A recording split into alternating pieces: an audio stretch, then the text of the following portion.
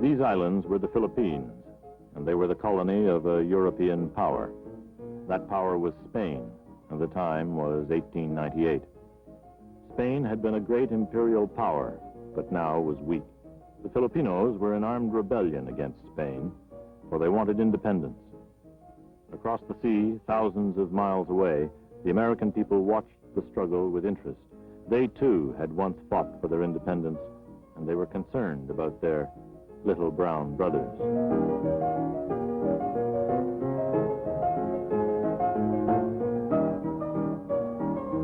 The leaders of the rebellion were highly praised in the American press as cultivated, humane, and intelligent men.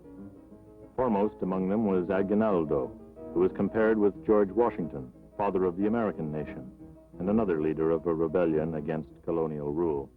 When Spain was almost defeated by the Filipinos, McKinley, President of the United States, declared war on Spain by popular demand.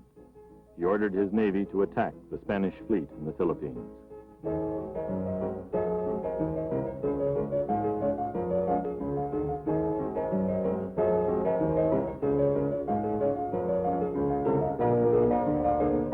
At Manila Bay in the Philippines, Admiral Dewey's superior guns destroyed the Spanish Asiatic fleet for the loss of one American sailor who died of heat stroke in the boiler room.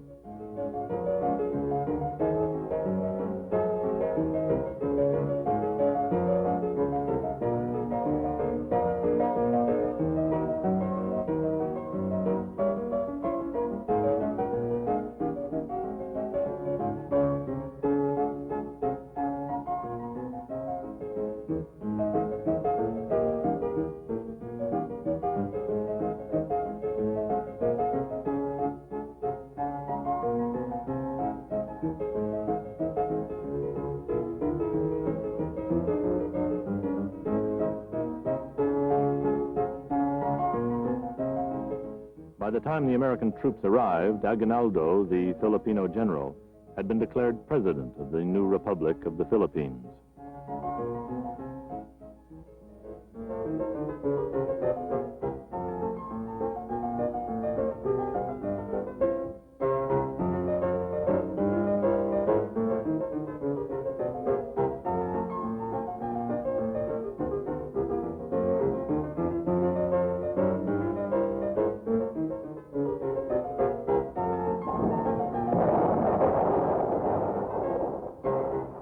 There was a minor engagement between the Americans and Spaniards to save the honor of Spain.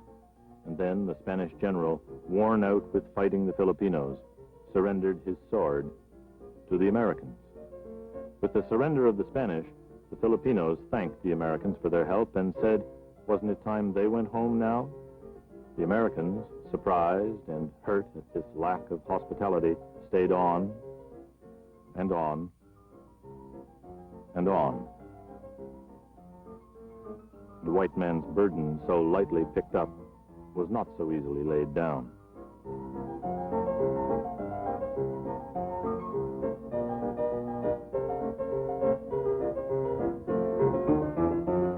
And President McKinley had a vision. One night late, it came to me this way, that we could not leave the Filipinos to themselves. They were unfit for self-government, and they would soon have anarchy and misrule over there worse than Spain's was. There was nothing left for us to do but to take them all and civilize and Christianize them. And then I went to bed and went to sleep and slept soundly, without consultation with the Filipinos. McKinley signed a peace treaty with Spain. For the sum of $20 million, Philippine Islands were ceded to the United States. It seemed too good a chance for the Americans to show they were as good as the European powers at the territorial game. The Philippines made a splendid stepping stone to China, which was just being opened up as a huge market for the European imperialist powers. And some Americans feared that if they did not grab the Philippines, the Japanese or the Germans would. Andrew Carnegie, the multimillionaire philanthropist, prophesied that American men who had enlisted to fight the oppressor in the Philippines would end up shooting down the oppressed. 2 days before the Senate was to vote on annexing the Philippines, with opposition very strong, there was a shooting incident between American troops and the Filipino Liberation Forces. On the first day of the fighting, the Americans lost 250 men, and the Filipino losses were estimated at over 4,000. Thus, in one day, more men were killed and wounded than in the entire Spanish-American War. The Americans claimed the Filipinos had fired first. Reacting to this aggression, the Senate voted for annexation of the Philippines, and so began a savage jungle war in an Asian territory thousands of miles from the American mainland. A war that committed 120,000 American fighting men against a people motivated by nationalism and anti-colonialism. A war that was rabidly racist, a war that lasted over a decade and strained the American conscience to the limit. Uncle Sam claimed that it was his destiny to teach democracy to other races. He neglected to say how long the lesson would take. President McKinley stated as his aims the speedy suppression of the rebellion, the establishment of peace and tranquility, and a government under the undisputed sovereignty of the United States. Troops were poured into the islands. The Spanish had called the Filipino patriots insurrectos, rebels against authority. The Americans kept the name. It made it easier to shoot them.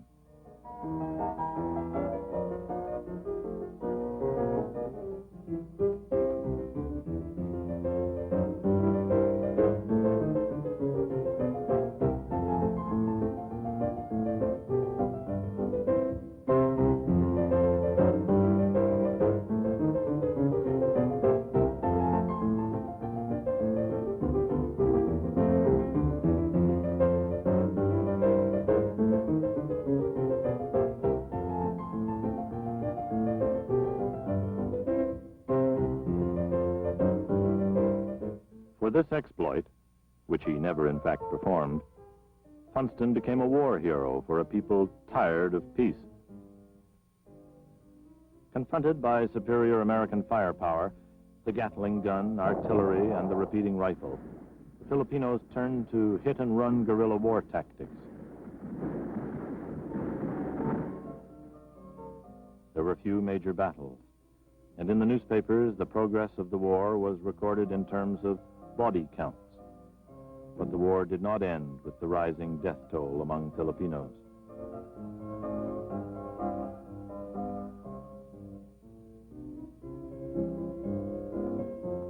The officer commanding in the Philippines, General Otis, assured the American nation that he would suppress the rebellion within a few weeks.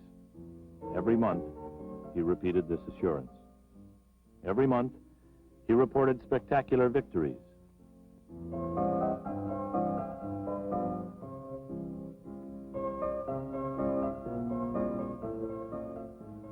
Every month, General Otis asked for more troops. The American troops had to pursue the enemy into a tropical jungle that was strange to them. They had to build roads through the jungle, and where that was not possible, they had to wade the rivers.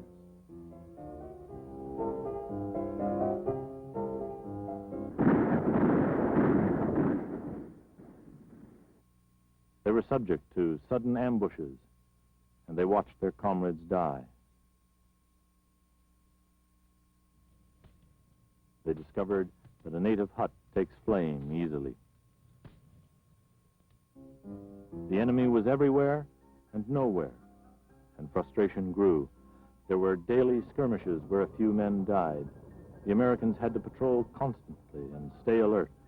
A smile could conceal an enemy. It drained the soldiers' nerves. The weary soldiers began to realize, although few at home would admit it, that the entire population was their enemy. War correspondents who went into the field protested, "The people of the United States have not received a correct impression of the situation in the Philippines. The military dispatches err in the declaration that the insurrection can be speedily ended." General Otis imposed press censorship. The Americans held the large towns and established colonial rule. They enjoyed the support of the rich elite that had earlier collaborated with the Spanish. American business began to stretch out to the Philippines as the captive market was opened up. The Philippines had to be made safe for American beer. In their secure enclaves, the military and their families began to live the pampered life of colonials that white Europeans enjoyed in their empires. But fighting outside the safe areas went on, and General Otis was relieved of his command.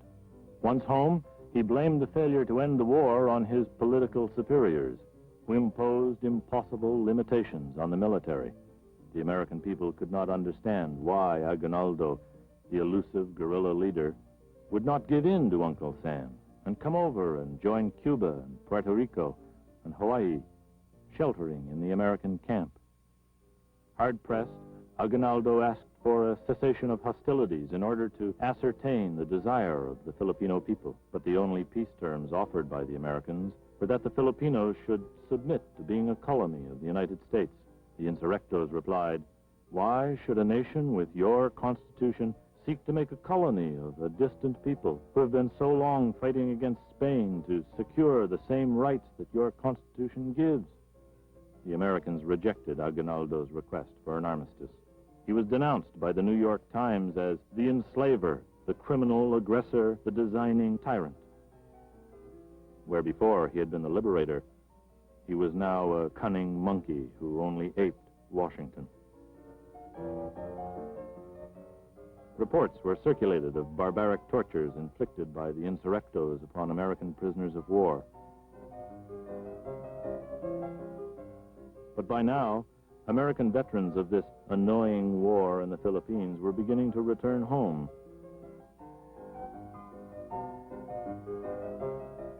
After their triumphant parades through the streets of San Francisco, some of them gave their own accounts of the war that was being fought in America's name. "We made our advance against Caloocan. Secret orders were passed down our lines to burn the town of Caloocan and take no prisoners. And I know that the town of Caloocan was burned. There was not a bamboo shack left standing. And I have every reason to believe that there were not any prisoners taken." A country boy wrote a letter to his mother that was published in a newspaper. "We never left one alive. If one was wounded, we would run our bayonets through him." A front page in a Philadelphia paper carried the eyewitness account of a large-scale slaying of civilians by Americans. American troops have taken prisoner people who have peacefully surrendered, and an hour later, without an atom of evidence to show that they were even insurrectos, stood them on a bridge and shot them down one by one to drop into the water below and float down as examples to those who find their bullet-ridden corpses. The reporter went on, "It is not civilized warfare, but we are not dealing with a civilized people. The only thing they fear is violence and brutality, and we give it to them." There was widespread disgust in the United States at these reports. An anti-war movement, led by the Anti-Imperialist League of America, developed and spread out of New England. Mass meetings of protest took place throughout the country, and teach-ins against the war were organized at universities. Edward Atkinson of Boston sent some anti-war pamphlets to Manila, but they were seized before they left the United States. But Atkinson's point had been made. Imperialism abroad would lead to the repression of civil liberties at home.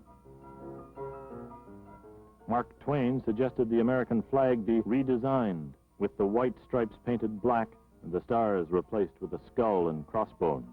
Proudly, he pronounced himself a traitor to the American cause in the Philippines.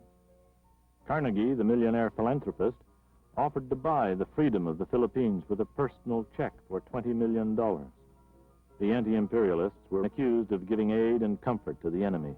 It was stated that without their support, resistance in the Philippines would have collapsed long ago. But at the height of their strength, the anti-imperialists numbered 500,000 members and could not be completely ignored. In their thinking, American imperialism was in fundamental contradiction to democracy. It was now 1900 and an election year. The war of annexation in the Philippines became a major election issue. But McKinley, the incumbent president whose only electioneering took place on his own doorstep, was reelected. McKinley sent a commission to the Philippines, which reported back that the Filipino insurrection would soon be completely suppressed. Shortly after the findings of the commission were published, it was announced that public lands in the Philippines would be sold to Americans for development. Americans thought that the rebellion would only be finally broken with the death or capture of General Aguinaldo, the elusive guerrilla leader. He was finally captured by a daring trick.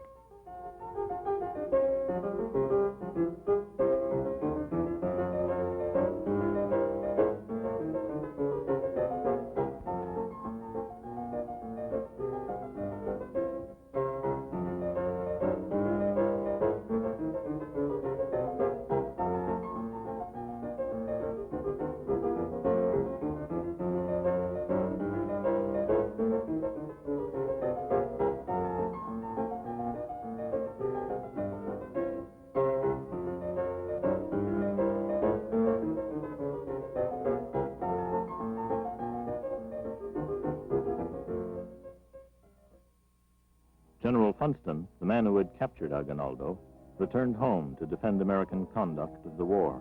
The natives violated all the rules of civilized warfare, and they knew perfectly well what they were violating. Yet in return, our men were wonderfully kind and considerate to the wounded and prisoners. This was the most humane war against a half-civilized people that the world ever saw. The stories of brutality on the part of American soldiers were simply lies. In the Senate, Senator Hoar of Massachusetts waged a lonely war against the hawkish majority. You have wasted 600 millions of treasure. You have sacrificed nearly 10,000 American lives, the flower of our youth. You have devastated provinces.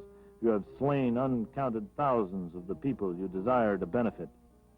On the other side, Senator Beveridge argued passionately against withdrawal. To halt before every guerrilla band opposing us is exterminated will prolong hostilities and leave alive the seeds of perpetual insurrection. To treat it all is to admit that we are wrong. It has been charged that our conduct of the war has been cruel. Senators, it has been the reverse. Within our lines, the Filipinos may plow and sow and reap and go about the affairs of peace and absolute liberty. And yet all this kindness was not understood. Senators must remember that we are not dealing with Americans or Europeans. We are dealing with Orientals. The news that 60,000 American soldiers have crossed the Pacific, that if necessary, the American Congress will make it 100,000 or 200,000 men, will do more to end the war than the soldiers themselves. But the report that we even discuss the withdrawal of a single soldier at the present time will blow into a flame once more the fires our soldiers' blood has almost quenched. Mr. President, reluctantly and only from a sense of duty am I forced to say that American opposition to the war has been the chief factor in prolonging it. The Filipinos believe that they have only to fight, harass, retreat, break up into small parties as they are doing now, but by all means hold out until the next presidential election and our forces will be withdrawn. All this has aided the enemy more than climate, arms, and battle. I have seen our mangled boys in the field. I've stood on the firing line and beheld our dead soldiers, their faces to the pitiless southern sky. And in sorrow rather than in anger, I say to those whose voices in America have cheered those misguided natives on to shoot our soldiers down, that the blood of those dead and wounded boys of ours is on their hands. While the arguing went on in America, it was the peasant population of the Philippines that got hurt most, caught in the crossfire. Reports began to come out of the Philippines of the use of torture on captured Filipino prisoners and suspects. The Army at first denied the use of torture, then attributed it to the Macabebe Scouts, Filipinos who had fought for the Spanish against their own people and now served the Americans. But through a senatorial inquiry, it came out that the use of torture was systematic and practiced widely by American troops. A former Army surgeon who testified before the senatorial investigation insisted that the only chance of pacification lies in an inundation of human blood that will purge the islands of treachery. It was widely felt by Americans in the Philippines and at home that the Filipinos were inferior to the Anglo-Saxon, and therefore their lives were of small account. American soldiers gave them the nickname of Gugus. A San Francisco paper wrote, "We do not want the Filipinos. We want the Philippines. Filipinos don't care to make money, and they occupy land which might be utilized to much better advantage by Americans. Therefore, the more of them killed, the better. It seems harsh that they must yield before the superior race." President McKinley termed the business of pacifying the Filipinos and subjecting them to rule by the United States benevolent assimilation. 3 years into the Philippines pacification program, President McKinley himself suffered the same kind of benevolent assimilation at the hands of an assassin.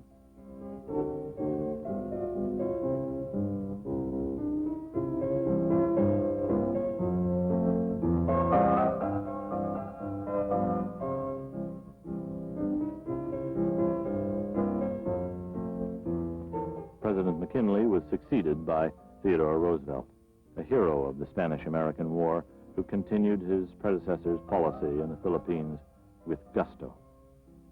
Shortly after Roosevelt assumed the presidency, Senator Hoar presented him with a petition calling for an immediate end to a contest which was being degraded into an inhuman war of extermination. This made no impression on Teddy Roosevelt, the new president.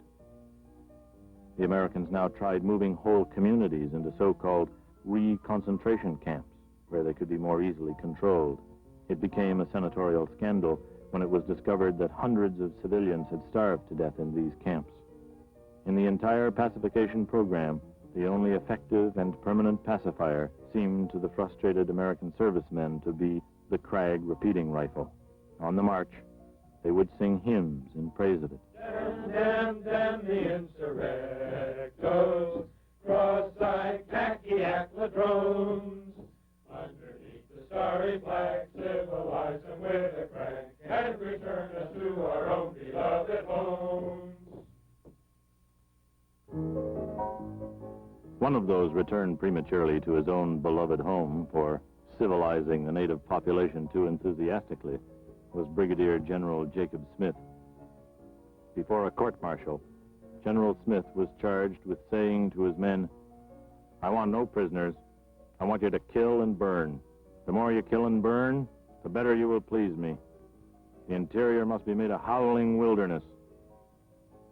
Further, Hell-Roaring Jake, as he was called, gave instructions that he wanted all persons killed who were capable of bearing arms. When he was asked for an age limit, he designated it as 10 years of age. Brigadier General Jacob Smith was found guilty. He was sentenced to be admonished and was pensioned off. About this verdict, Secretary of War Elihu Root stated, "It is the duty of a general officer whose age and experience have brought him to high command not to incite his subordinates to acts of lawless violence, but to so explain to them the application of the laws of war as to prevent transgressions upon their part. In this, General Smith has signally failed, and for this, he has been justly convicted." For the American people, since its beginnings, the little war in the Philippines had been a divisive factor in American politics. So in 1902, President Roosevelt celebrated the 4th of July by declaring the war formally over.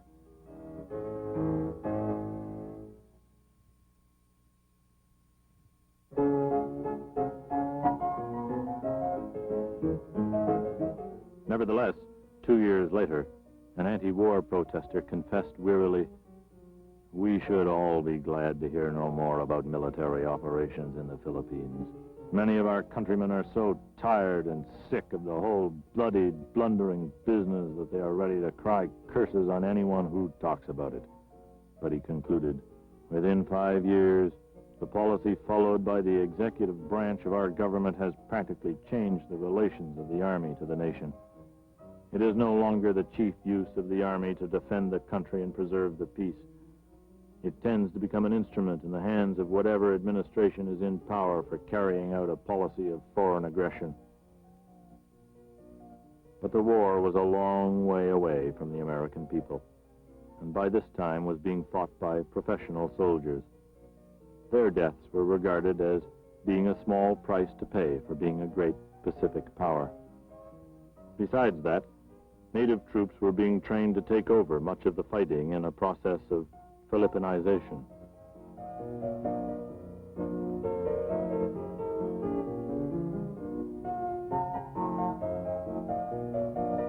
The country had been largely pacified by force, and Filipino leaders had been found who were willing to collaborate with the powerful Americans. In the biographs at home, the American soldier in the service of imperialism was romanticized.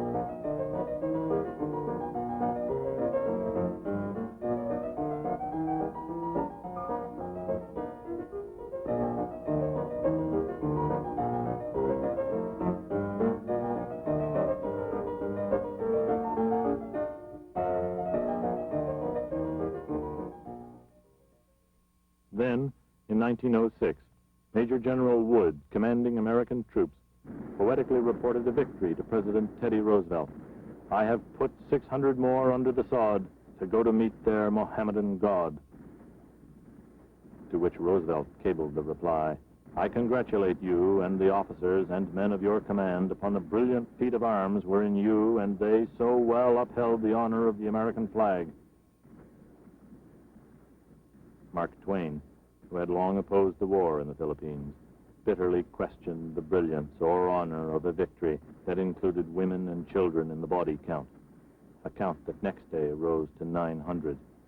He pointed out that the victory came after American forces had trapped an all but defenseless tribe of Moros in a 50-foot deep volcanic crater and fired on them with their artillery and rifles, not stopping till all were dead.